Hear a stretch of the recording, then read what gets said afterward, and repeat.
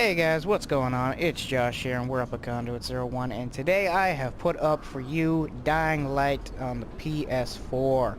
Um, Dying Light was developed and put out with Techland and Warner Brothers Studios, or their game studio actually. Um, Techland would sound familiar if you had played a game known as Dead Island, and Dying Light is another game that really tries to pick up where Dead Island seemed to fall flat. So in my opinion, does it seem to do that? Has it achieved that goal? Yes, I definitely feel that they have picked up a great amount of detail and slack of where they were falling short.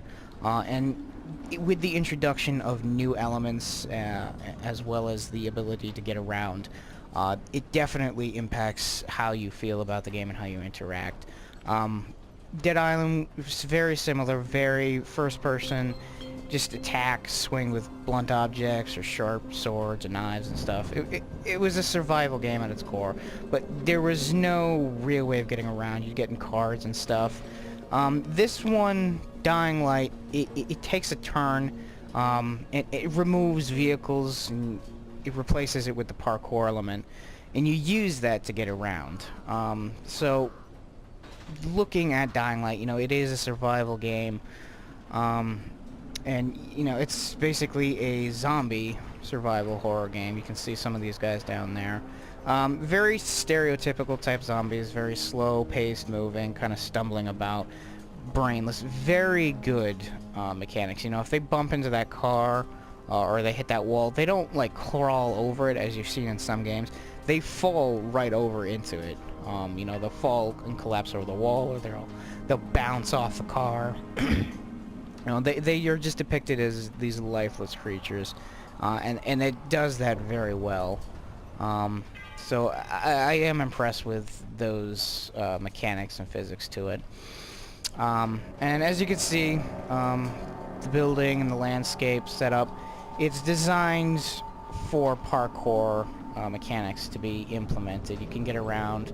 The control scheme is a little awkward to get used to. You would figure with a parkour game, which is mostly a lot of running and keeping your momentum going, you would think that you need to hold like a trigger just to keep your running and speed good. It would feel more comfortable and more natural. Default-wise, it sets it up so that your run engagement mode is through the L3 stick, and you just push that and he starts running. It's a little weird though, because when you push it in, your natural instinct is to just hold it down and go through that way. But after a while, you do get used to it. Your R1 button is your jump. Quick little tap there. You hold that just to kind of climb up and clamber about things. So real quick, the game is, of course, a survival horror, which means you go out and you salvage and scatter about what you can collect and take back to the tower, which is this building right here. It's the largest building in the city that you can actually get into.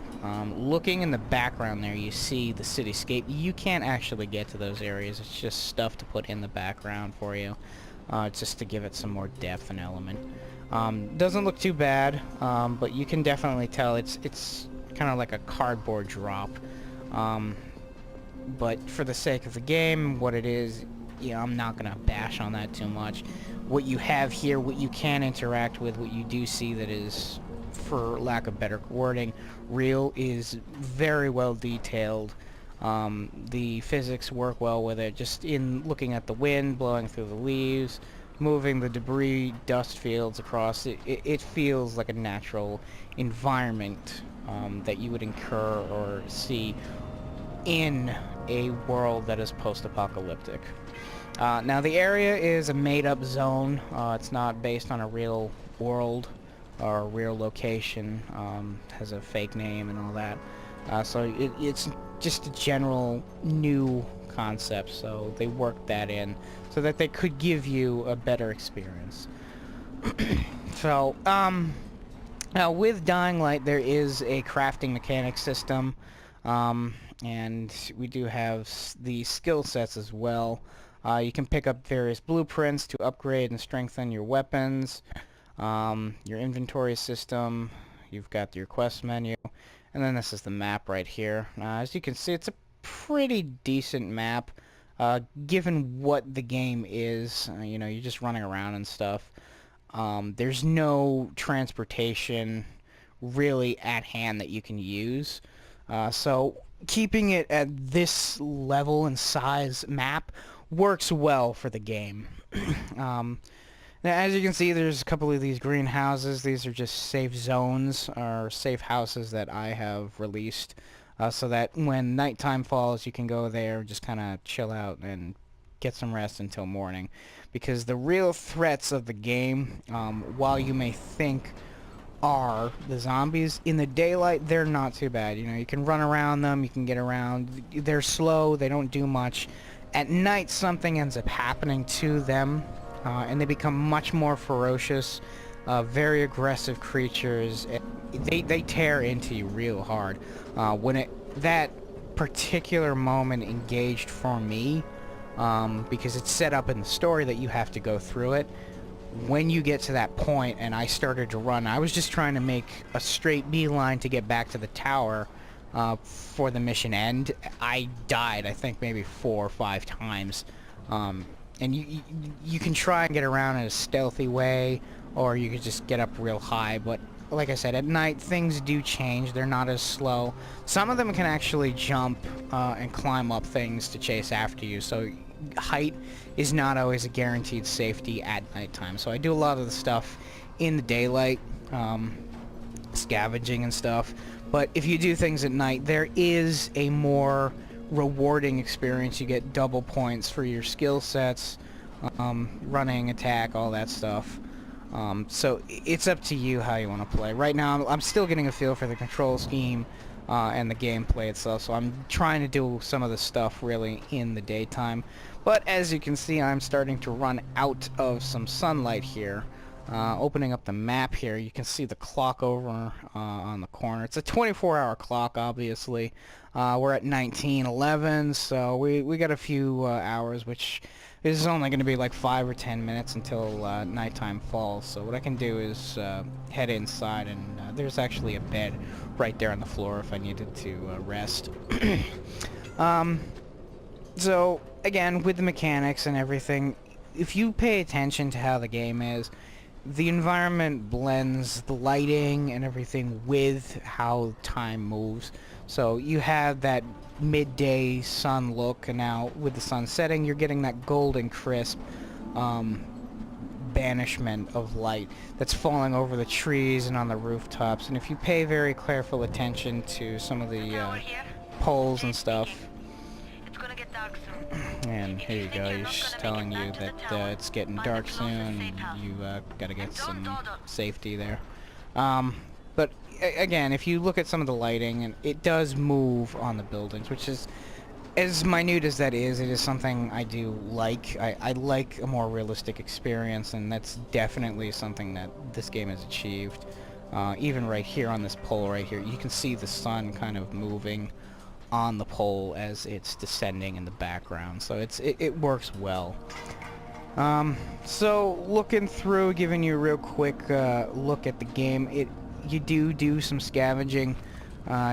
Most of the items you can pick up, they're in little boxes like this, or they're locked up in chests. Crafting parts are alcohol, coffee is a valuable item, that's just stuff you sell. And crafting things are, you craft different materials, upgrades to your weapons, med kits, lockpicks, things like that. You pick up different blueprint schematics to how things can work out, and you can make yourself better, arm yourself better. The weapon I'm holding right now is just labeled as a water pipe, but I did an upgrade on it that gave it an electric attack power, and that's what that bracket is right underneath the wheel right there, under that whole assembly piece. Quick L2, basic melee actions.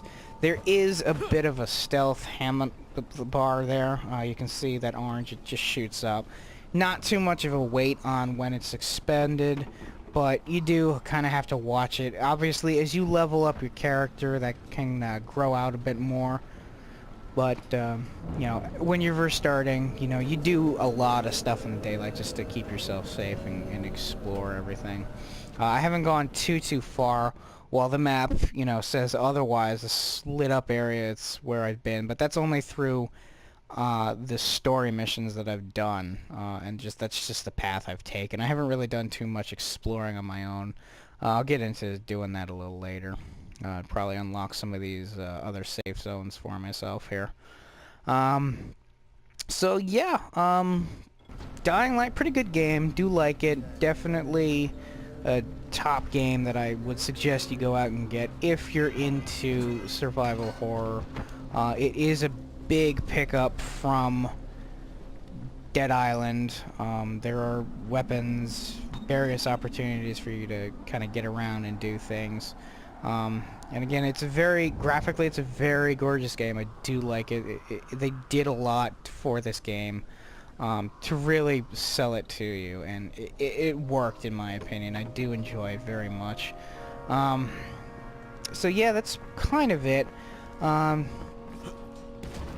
Yeah, that's it. I really do hope you guys enjoy the game. Again, hit the like and subscribe if you're enjoying some of the videos. And if you can, just leave some comments down below, things you want to see me do, ideas for other things. I am going to be starting to look at doing some stuff for like comic books and that, just general comparisons and other looks at that. As well as maybe eventually looking at like some TV show stuff or movies and things, how they're going. We're actually going to be putting up some stuff for technology as well. You know, getting a new phone and that, and we're breaking down a computer, so I'm actually thinking of just giving a quick record session on how to rebuild a computer and that. And as you can see, nighttime is coming. They're putting out the lights and that. So I better get myself inside real quick. Alright guys, well, I hope you enjoyed the video. Please do hit like and subscribe if you enjoy the stuff, and we'll catch you on the next one.